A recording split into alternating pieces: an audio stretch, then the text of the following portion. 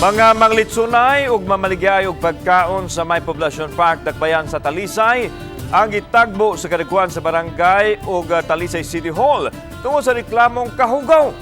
Ang report ni Femari Dumamo. Matag Domingo, mapuno kining kilid sa pampublikong beach resort sa Poblacion Talisay sa mga mamaligay og litsyon. Lakip na ang uban pang mga pagkaon sama na lang sa mga sinugba. Mato di Kapitan Edward Dalisna nga nakadawat sila og reklamo sa wayin sakto nga paghipos sa basura sa mga mamaligay.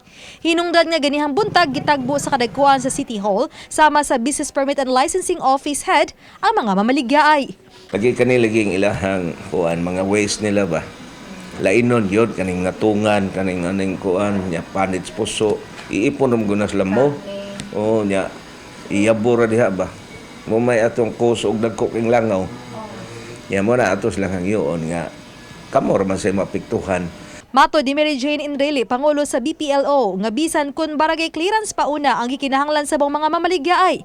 Apan mahimo gihapon silang manginlabot ilabi na kun kalimpyo ng hisgutan. Dako kaayo og katungdanan ang Talisay ma'am aron kaning kanang problema sa sanitation mapatuman jud nato kay atong pahinumduman ng ato mga vendors nga ilahan ning obligasyon nga pag-maintain sa kalimpyo sa ilahang tugkaran na. Lakip na sa gihimong tigom ang pangandam alang naunya sa himuon nga night market diha sa Poblacion Park. Uban ni June Solon, ako si Femari Dumabok. Balitang Bisdak.